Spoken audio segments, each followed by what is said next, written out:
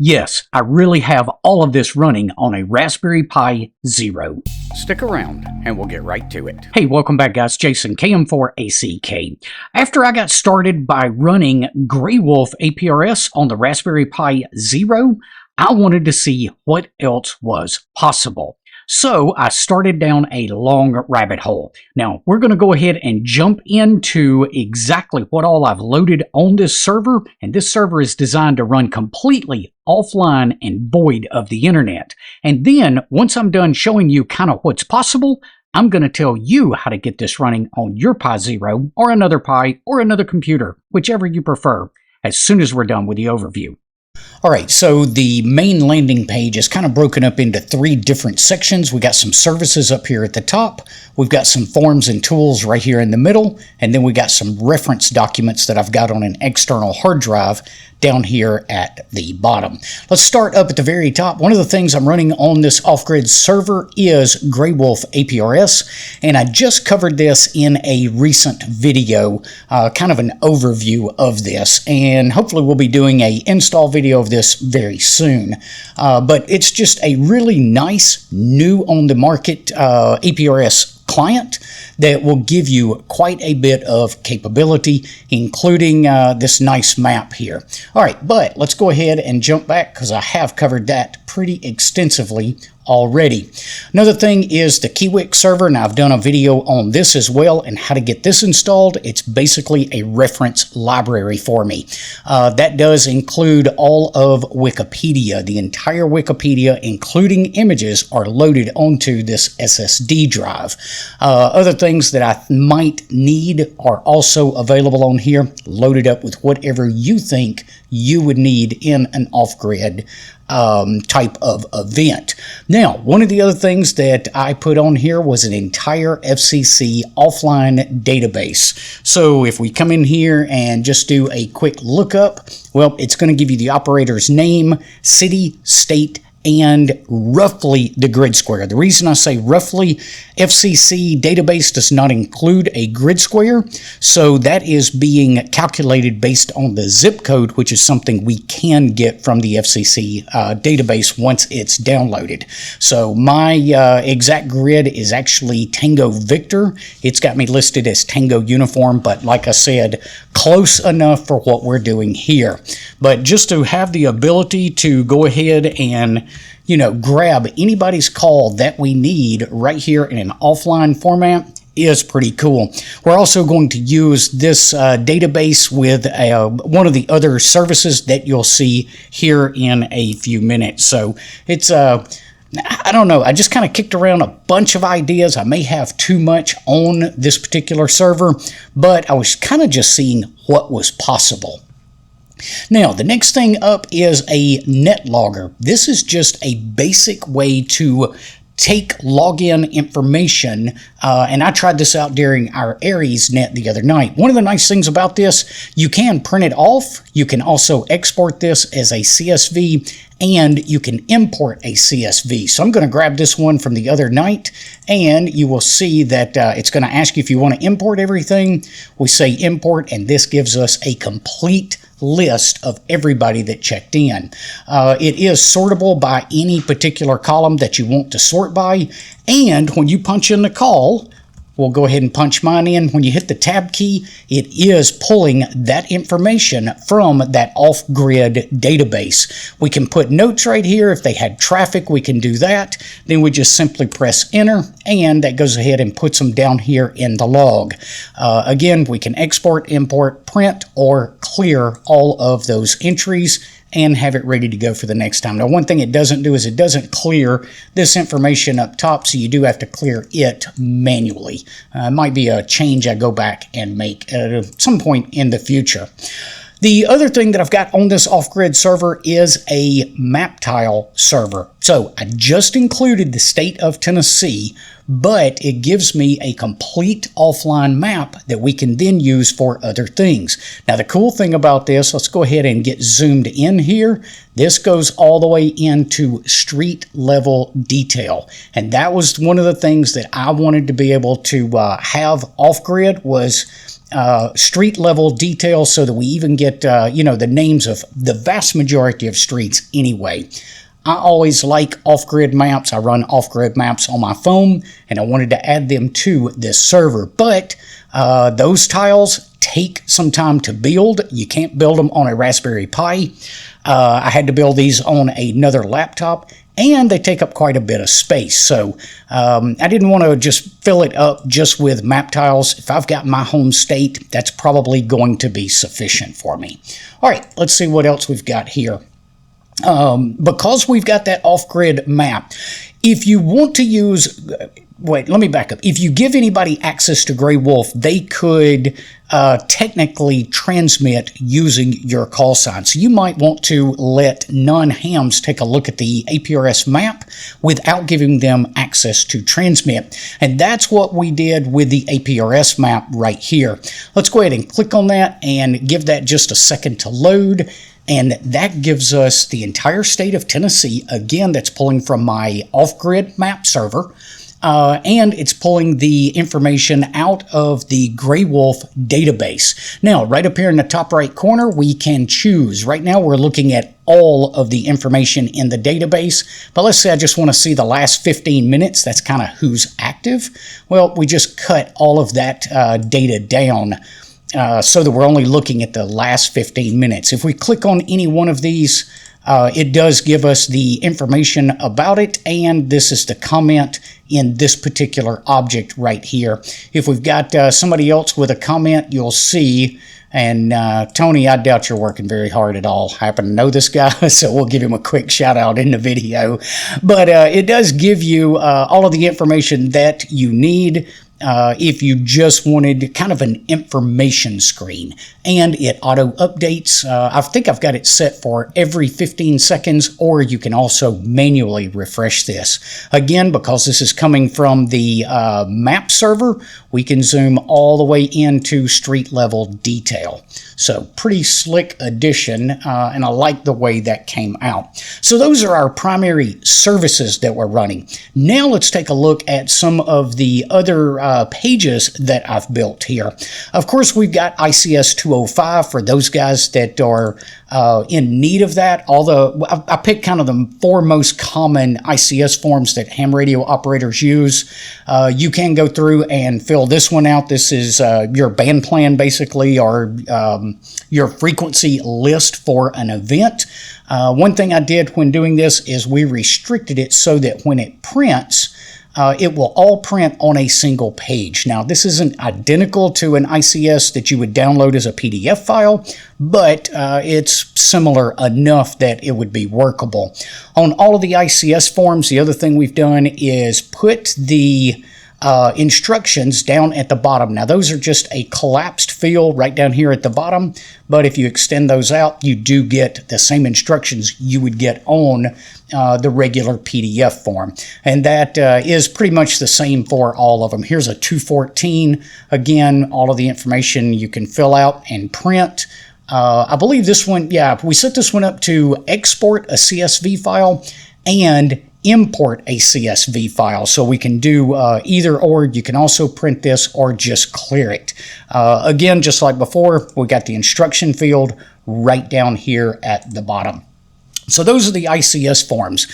Some other things that I wanted to put on here was an antenna calculator. So we just come into here. It's really simple. You can punch in a frequency right here, or we can just click something like 40 meters. When we do that, it's going to give us a lot of different calculations for different types of antennas. We can mess with the velocity factor of the wire. We can mess with the velocity factor of the coax. You can get those units in feet. You can get it in meters, or if you prefer, you can get it in both. Now, some things aren't going to be really useful, like you're not going to build a 40 meter J-pole probably. But if we swap that over to 2 meters, you can see now that we get all the good information that we might need if we wanted to build a 2-meter J-pole antenna. So just one more little bit of information. Again, guys, I was just playing to see exactly what was possible. Here's a dashboard that it built. And this tells us the status of all of our different services that are running. It gives us some system information right here. You can see that I'm actually using about 60% of the RAM on this little Pi Zero.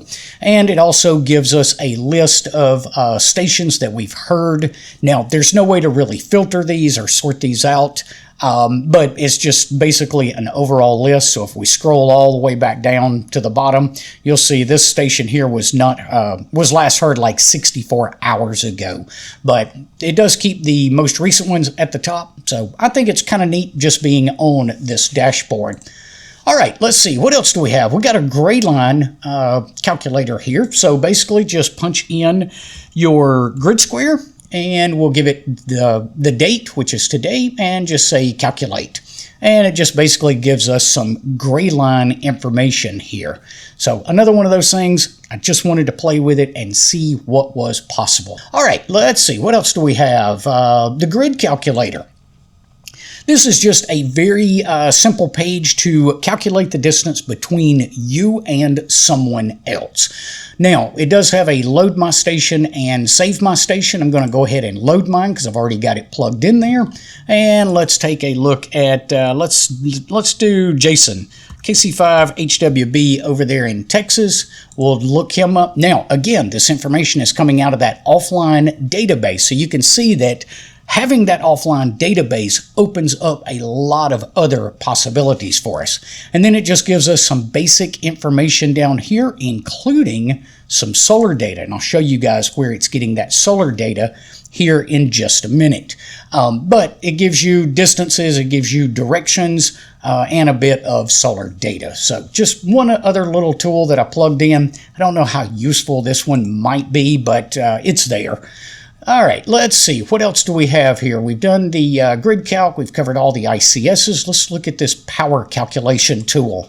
This is if you're offline or going to be running from a battery or just kind of doing some investigating to see how much or how long you could possibly run a station offline. Well, this is the tool that you could use. Now, I'm using lithium iron phosphate 13.2. The depth of discharge is almost always 90 to 95%, so I'm going to change that just a little bit. It gives us a derating factor for solar panels. So if you take a 100-watt solar panel and say it's at 70%, you're basically saying you're only going to get 70 watts out of it. Under peak performance or averaged out or whatever. We'll set our laptop right here to be, let's use 5 hours for the day. My little ICOM 705 is probably only going to draw like, let's see, at 10 amps. What is that? 10 watts. What is that? Like maybe 5 amps on transmit. That's probably rating it too high. This is like 0.350 for that particular radio. If we're talking 20% of the time, and we'll set this to match, and the radio power supply voltage is going to be the same as your nominal voltage on your battery pretty much. So we'll just plug that in here. What that has done is that has taken all of these parameters and built you a sheet down here to tell you how long you can run. So the usable capacity of the radio, the total average load, solar input, runtime without solar would be roughly 4 days with this setup if you're only running that 5 hours per day. Give it that solar panel and will basically run indefinitely. Now it doesn't take into account 6 days of clouds in the winter in Tennessee where you're not going to get much solar, but this is a good reference tool that you could use to kind of calculate what how long you could run your equipment off of a given battery. So one more tool that's in here. Let's see, what else do we have? Radio reference. This is just some reference information. And I might have an issue with that one. That one is not wanting to load. There it is. Just a little slow over my network. Just some basic information. This was just kind of a fun page to try to build, and it was literally one try and we got it right. So the phonetic alphabet there, some of the most common Q codes that you might use, pro words that you might use. It even threw in some information right here on ICS plain language guidance. So it's talking about FEMA and NIMS here. As ham radio operators, we don't say 10-4, but apparently that's pretty common in the FEMA camps. So let's see. Let's back up and where are we at? All right, solar. This is another pretty cool little tool that's built in here. Now, it gives you information right up at the top as to how to get this data from Winlink. So you can grab this data over RF. If the data you have in here is over 24 hours old, it's going to throw a warning up right here and let you know that. But you can either copy and paste the information that you get from doing this email, this Winlink up here, or you can just click load the file. I'm going to go over here and let's look at all files, and I believe it is, there it is, solar.php. The PHP format's just the way it comes in over Winlink using this email, but even though it's a PHP file, it loads fine right here because the contents are actually XML. But once you load that, it does give you a really nice solar chart down here and gives you information that makes it easy to read. So this was data that was loaded, that's today, 5/28, yep. This was loaded, it actually shows it was loaded right now, even though I downloaded that earlier this morning. But that is all of the data that you would need to know for solar weather. And you could go back and re-request this, say 4 or 6 hours later, if you thought band conditions were going to change drastically during the day. Now, let's also look at this Winlink to POS. This is something that I built because I like to plot things on a YAAC map. And we need to convert data from the Winlink nearby report to a YAAC POS file. So we got this so that it makes that super easy. Here's one of those Winlink nearby reports. I'm just going to take this and copy all of this data. Well, if I can get it to highlight here, let's try that again. Let's highlight all of that data and say copy. Now, let's go back to this page, and we're just going to paste in everything that we just copied. Now, I didn't worry about only getting the actual data. I even grabbed a lot of this information at the top. It doesn't matter.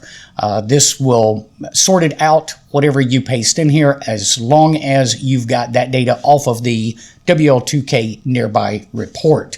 Now, you can choose kind of, I set this up so we could choose if somebody said green in their comment, that we could make that actually appear with a green circle. Otherwise, it's going to put an X in there. So I'm just going to say convert. Now, what that does is it does a couple of things for us.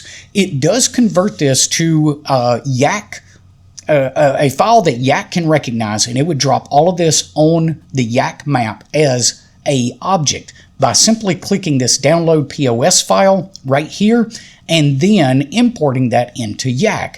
But I wanted to go just a step further with this. I've got 2 different maps up here at the top. So I'm going to click this show map on the first one. Now, this is not coming from my offline mapping server. This is basically just a simple picture of the US. I can zoom in on this, but I'm not going to get any more detail out of it. And the one thing I don't like about this is how much it stacks on top of one another, making this pretty much unreadable. However, if you're in the state of Tennessee, you can go click on this tile map, and now I get my off-grid map pulled from the server. I get this offline map.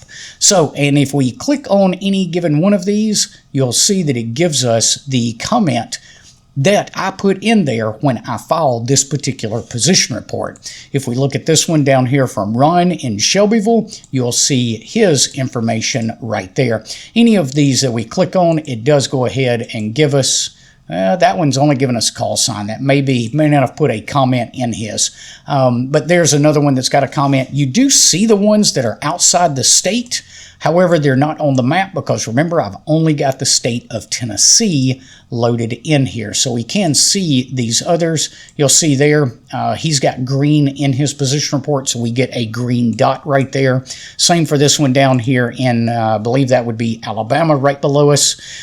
But even though you can't see their exact location on this particular map, you can see anything that's in the state of Tennessee. Now, I've got all of the United States in YAAC as an offline map. So whenever I imported this POS file into YAAC, using this right here, I would be able to get a precise location of every single operator.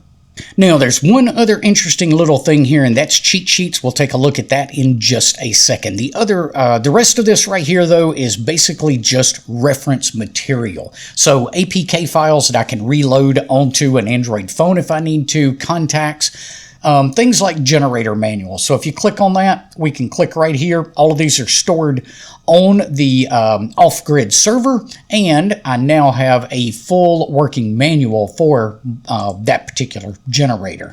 So I've got that. I've got a whole host of information for ham radio that I've put on here. Just a lot of different reference material that I've collected over the years. Last but not least, though, let's check out these cheat sheets right here. Now, I create cheat sheets for a lot of different radios, especially HT radios, because I need to know how to program them. If I haven't picked up and messed with that radio in a while, I may have forgotten something. So the most used features for me are usually included on these cheat sheets. Now, I've released all of these over on Patreon, but then I took all of those cheat sheets that I had created and came up with this page. So you can see the different radios listed right here. Let's just click into one of those, and now it gives us various different categories. So basically, let's click on quick reference right here, and you'll just see like switching from the A to B frequency, it's a long press of the red key. So just wanted to get these up here. I thought this was kind of cool. It was kind of fun.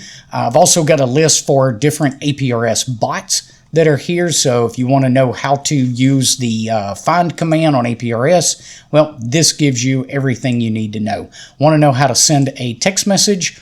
This shows you exactly what you need to be able to send that message. So want to spot yourself on POTA? Well, there's the information for that as well. So just kind of fun, and to put all of those cheat sheets on one HTML, well, it's multiple HTML pages, but one index right here that quickly links to all of those different pages. Now, I've got to confess real quick before we move any further, I didn't write a single line of code during this entire project. This was all done with Claude AI. Now, for the patrons, I'm going to release a lot of the individual files that can be run standalone over on Patreon, and I'm going to release them an AI summary that they could take and load into another AI agent and get a real good head start on this project. However, you don't need any of that. You can literally sit down, start talking to an agent like Claude, and have it build out something exactly like what I've got. You can leave out whatever you don't want. You can add things that you think I might have left out that would be useful in the field. Giving you a copy of my project really wouldn't do you any good because that is set up very specifically for my particular setup. And even if I gave you that, there's a 90% chance a lot of it wouldn't work for your application because you wouldn't set your system up exactly like I did. So I will leave some links to videos that I've done in the past, like for using Python's HTTP server setup. That's one of the things that serves all of the reference files on this particular setup. But everything else, including that offline FCC database, is completely written by Claude. So now you know how I did it. And if you just go start playing with an AI agent, you can have something very similar to what I have. It only took me about 3 days to get this entire thing up and running, and half of that time was trying to figure out what else I wanted on this system. If you found today's information helpful, be sure to give us a thumbs up before you head off. We will see you guys on the next one. Until then, 73.